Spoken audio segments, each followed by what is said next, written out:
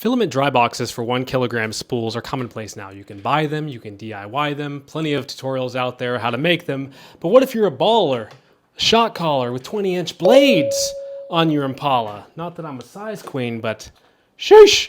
There's no dry box out there that's gonna work for this bad boy. And one could argue that it's even more important with a 5 kilogram spool because, in theory, it being so big, it's going to be exposed to the elements even longer than a small spool that has to get changed. And as you scale up, you want to move to bigger spools because it's just less work of changing the spools out. So I went looking for a DIY solution and I could not find one, and I could not find one to buy either. So I guess we're doing this. I have only done this once before. Safety not guaranteed. Here are the pieces you'll need to buy. There's the tub, of course, silica beads, a hygrometer, a PTFE tube connector, a PTFE tube. These two things you'll probably have just sitting around if you're doing 3D printing a lot, and a neoprene adhesive back strip. And you'll need to print a few things.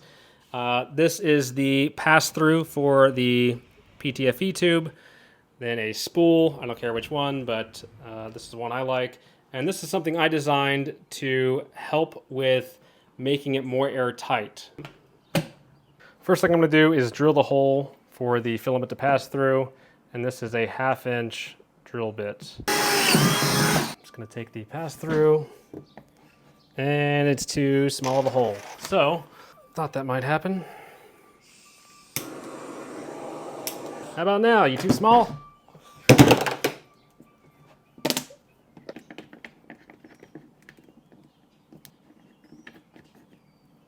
And the PTFE tube, just stick in there. I've already put this strip around here. I actually bought this probably twice this thickness and then cut it in half for it to be the right size and just ran it all along. It's got adhesive on the back. You just peel this off.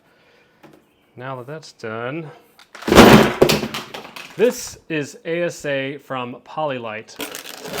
Send me free stuff, Polylite. All right, now this comes apart.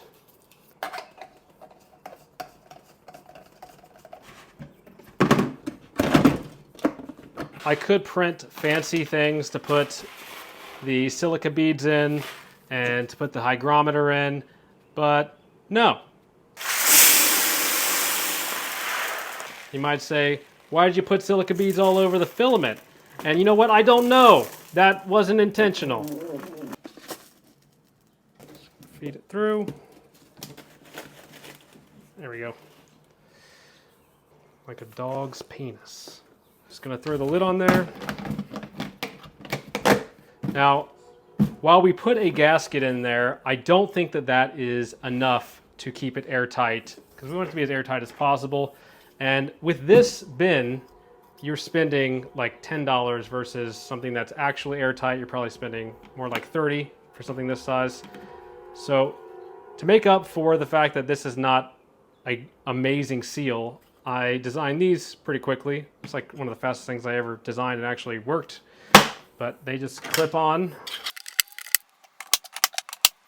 All right, it's all complete. And is it dry? Well, it's been sitting here for about 15 minutes and it says 10% humidity. So let's say that's drier than your grandma's pussy.